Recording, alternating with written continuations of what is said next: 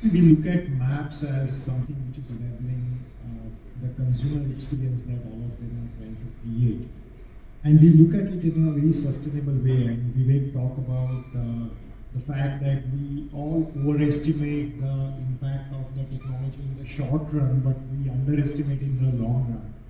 So innovation and creation of the future, as we saw, is a sustainable activity, and hence I'm going to take a step back and share with you how Genesis is thinking about this entire journey, and especially the backdrop that we presented yesterday about generative AI-based search and discovery process that we presented yesterday.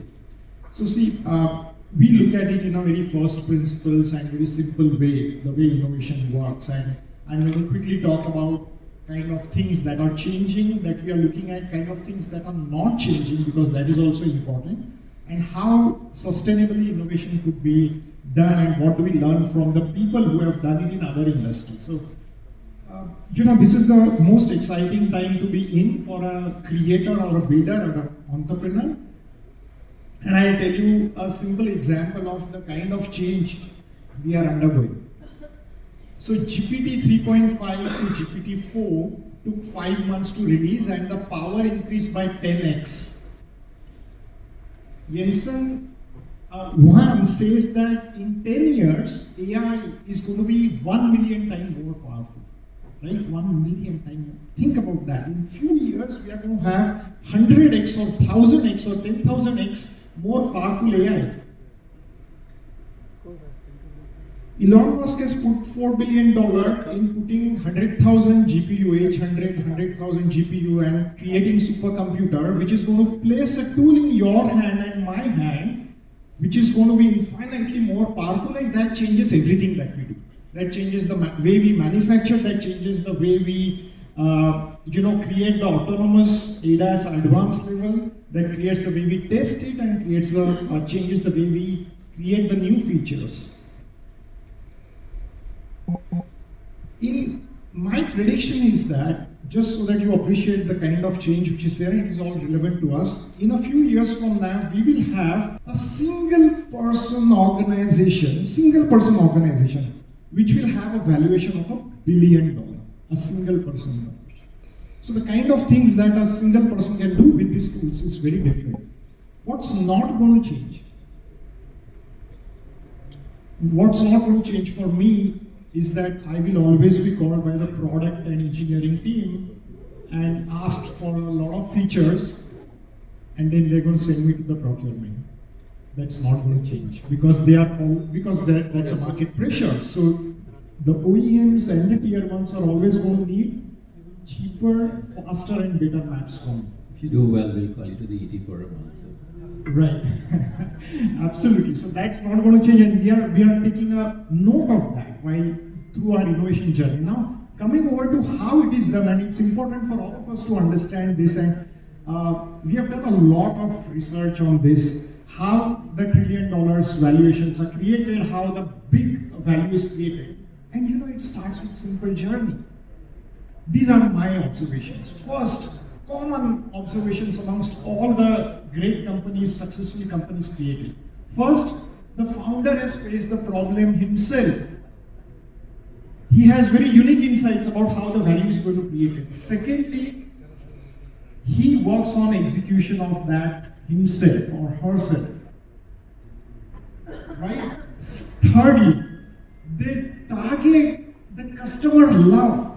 And mind you, I'm not talking about customer like. You look at iPhone first time users, the people who used it didn't stop themselves talking about it to their friends or ChatGPT. I mean, you can relate to yourself, you want to go and talk about that to your friends, and that is what is the genesis of growth. That is a foundation of innovation and growth for all of us, the customer love. The technology comes after you define that customer success, customer experience. It's an enabler. Mind you, every one of these people were awesome at the technology, but this came fourth or fifth in our journey as we are seeing it, right? So this is what we are learning. So that's wonderful. Coming to specific on the maps, how do you see the maps aiding or helping us in our journey on the EV front, or even generic automotive front? Because maps are agnostic, instead of they will come to help anybody. Absolutely. So I'll relate to what I say. Start with the customer experience and work backwards is the learning here. So the customer experiences that we realized the customers are struggling with is the search, which is the basic first interface that you have with the map. So we started our journey a year back when we said, hey, we are going to make this very intuitive. And around the same time, generative AI came. So we now have a very intuitive, voice recognized, natural language, complex and long command being recognized and integrated deeply with the map. And then we are trying to make it easy for the customers. On a broader changes which are happening, humankind is seeing the largest urbanization. India is going to be at the forefront of that. We are going to put 30 million cars onto the roads, and we will need to find the most efficient ways to navigate them. So when I say cheaper, faster and better, for better, we will need to create a safer navigation, we will need to create more comfortable navigation, more convenient, and then of course the electrification and all the other innovations come into picture. So we went and did the same thing which we did for generative AI for EVs, EV navigation. We are now working on some more trends, and again going to the simple first principles, thinking that there are a lot of ADAS cameras which are going to be installed. Maybe every car will have it after a few years. They are going to collect a lot of images as they go on, and we are going to have awesome generative AI tools at our disposal.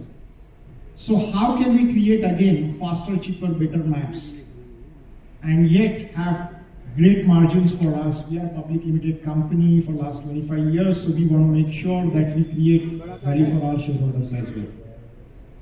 Lovely, lovely. Thank you, thank you. I move on now to Sanjeev. Tell us, Sanjeev.